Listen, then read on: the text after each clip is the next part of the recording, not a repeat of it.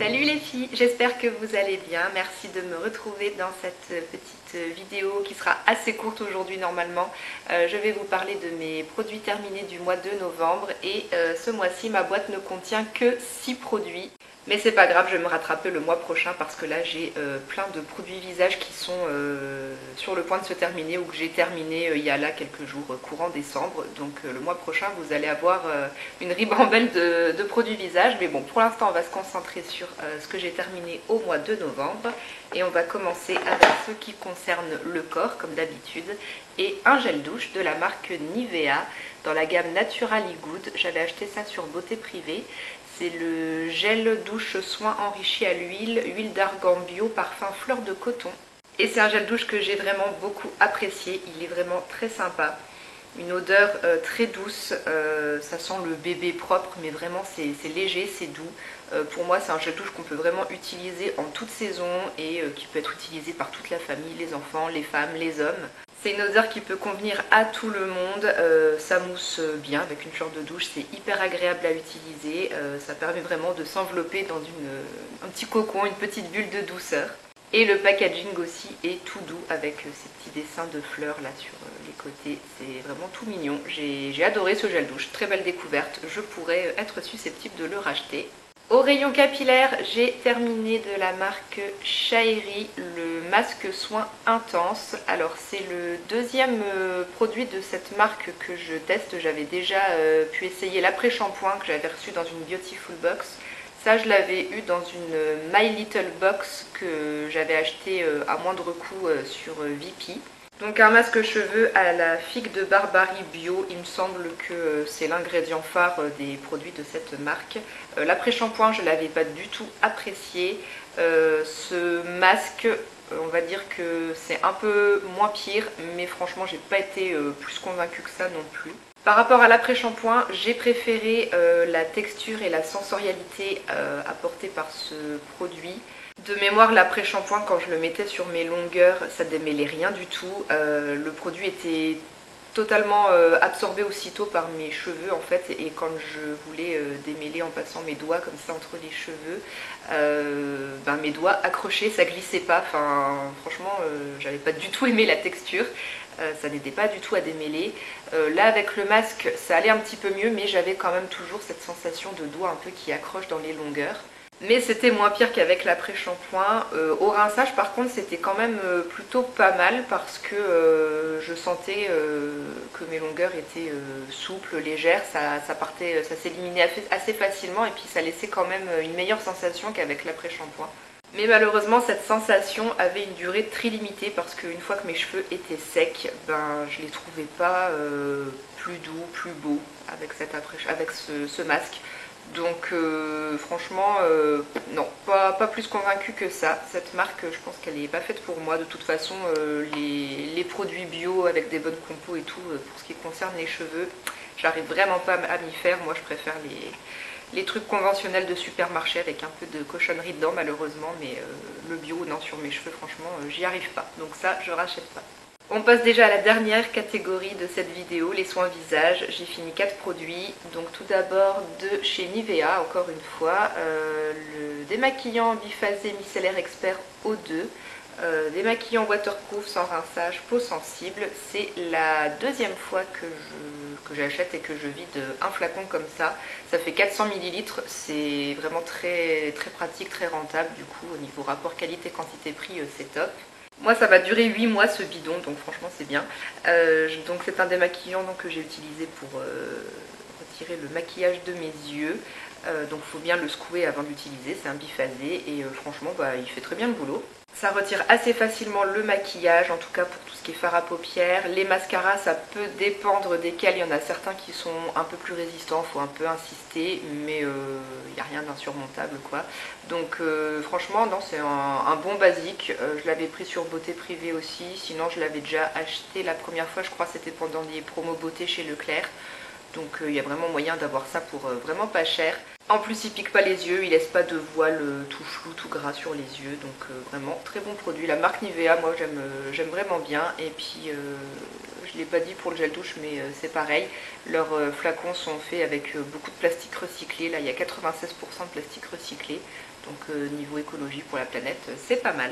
Et c'est un produit que je pourrais du coup racheter sans problème le jour où je retombe dessus en promo. Ensuite, j'ai fini une crème visage de la marque My Little Beauty. Ça, c'était, je crois, ma copine Océane qui me l'avait glissé dans un petit colis pour un de mes anniversaires ou un Noël, je ne sais plus. Donc la crème pas compliquée, hydratante et tonifiante. Donc une crème visage qui contient de la glycérine végétale et de l'acide hyaluronique. Elle lisse, nourrit et protège votre peau avec tout juste 10 ingrédients. Pas de prise de tête, cette crème visage ne vous dira jamais, c'est compliqué. Le packaging est vraiment très simple, mais cette étiquette orange un peu peps, moi j'aime bien.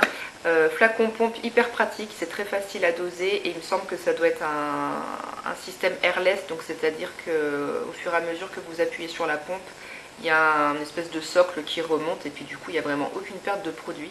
Quand j'appuie, il n'y a vraiment plus rien qui sort. Je l'ai utilisé en crème de jour, moi du coup je ne sais plus si je vous l'ai déjà dit ou pas. Et c'est une crème qui fait bien son travail. Pas d'odeur particulière, une texture assez fondante qui s'étale très facilement sur la peau, qui pénètre assez vite et qui hydrate juste ce qu'il faut si on n'a pas de soucis particuliers, qu'on a une peau normale, encore assez jeune. Ça fait vraiment très bien le travail. Ça constitue une bonne base de maquillage aussi. Tous les produits teints que j'ai pu appliquer par la suite n'ont jamais peluché. Je mets très rarement de base avant mes fonds de teint ou bébé crème. Donc cette petite crème là, elle suffisait. Donc ouais, franchement elle fait du bon boulot, j'ai bien aimé. Est-ce que je rachèterais? Je ne sais pas. Est-ce qu'on peut encore d'ailleurs trouver ça sur le site My Little Beauty? Je n'en sais rien. Si je retombe dessus, en tout cas, je pourrais la réutiliser sans problème. Mais bon, pour l'instant, j'ai d'autres choses en stock encore à tester. Ensuite, j'ai terminé le baume à lèvres que j'utilisais pour hydrater mes lèvres le soir. Je n'utilise que des baumes à lèvres sous forme de pot pour hydrater mes lèvres avant d'aller au lit parce que je trouve que c'est beaucoup plus riche qu'un baume sous forme de tube en stick. Et les petits pots comme ça dure vraiment très longtemps du coup parce que la texture est tellement riche qu'il n'y a pas besoin d'en mettre beaucoup. Moi il m'a duré 1 an le pot. C'est à peu près la durée de vie de chaque baume en pot que j'utilise le soir. Donc celui-ci, l'étiquette ça s'est un peu effacé. C'est le baume pour les lèvres aux huiles réparatrices de la marque Completely Nuts. J'avais acheté ça sur Beauté Privée aussi. Pas d'odeur particulière à noter pour ce baume. Je l'ai bien aimé, mais ça n'a pas été non plus le big coup de cœur. J'en ai déjà testé d'autres que j'ai beaucoup plus apprécié, donc je ne le rachèterai pas.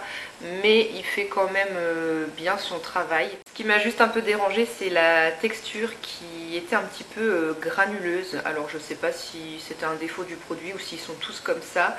Mais c'est vrai qu'à certains endroits du produit, quand je prélevais, il pouvait y avoir un effet un petit peu de granuleux. C'était pas une texture toute lisse et homogène. Mais après, sinon, la texture avec les huiles réparatrices, ça enrobait vraiment bien les lèvres, ça hydratait bien, ça protégeait bien pendant la nuit. Et le lendemain, je me levais avec des lèvres toutes douces, prêtes à affronter une nouvelle journée. Voilà, c'est un produit qui fait bien le travail. Je l'avais eu pour pas cher sur Beauté Privée. Bon, toutes les inscriptions sont effacées, mais il me semble que la composition était vraiment très courte avec que des bons ingrédients. Donc voilà, c'est quand même un bon produit, mais j'ai juste pas trop accroché sur la texture et puis le fait qu'il n'y ait pas d'odeur non plus. J'aime bien quand même avoir une petite odeur sympa sur les baumes à lèvres. Donc voilà pour ce produit. Et je vais terminer avec un dentifrice. Bon, je vous parle pas des dentifrices classiques que je termine parce que je prends les Signal, Colgate ou ceux de la marque Repère chez Leclerc. Mais quand j'utilise des dentifrices avec des mentions spéciales sur la blancheur, j'aime bien vous en faire un petit retour quand même. Donc là, c'était le Oral-B 3D White Whitening Therapy. Je ne sais pas comment on dit le charbon en anglais là, donc voilà. C'est du charbon. On nous parle d'éliminer intensément les taches en surface, laisse votre sourire merveilleusement blanc et frais tout en protégeant votre émail. Franchement, moi j'ai pas du tout été convaincue par ce dentifrice. J'en ai déjà essayé d'autres qui après utilisation me laissaient quand même un aspect un peu plus éclatant sans pour autant blanchir à fond les dents, mais donner quand même un aspect un peu plus brillant, éclatant à la dentition. Celui-là franchement avant-après j'ai pas vu de différence. Le seul truc qui est bien, c'est qu'il n'est pas trop agressif pour les gencives, donc on peut s'en servir plusieurs jours de suite sans problème. Parce que j'ai déjà eu des soucis avec des dentifrices de ce genre qui sont trop agressifs, et si je m'en sers plusieurs jours de suite, j'ai les gencives après qui sont défoncées. Avec celui-là, pas du tout.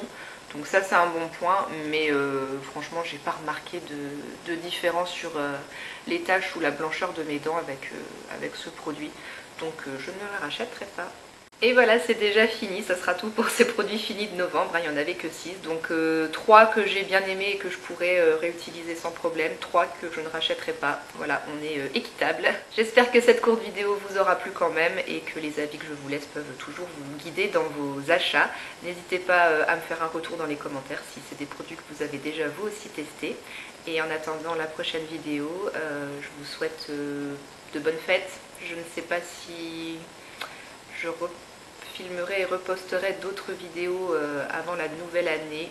Je verrai bien, j'espère que normalement celle-ci elle sortira avant le 31 décembre. Je vous souhaite de belles fêtes de fin d'année. Je vous fais plein de bisous et je vous dis à bientôt dans une prochaine vidéo. Ciao!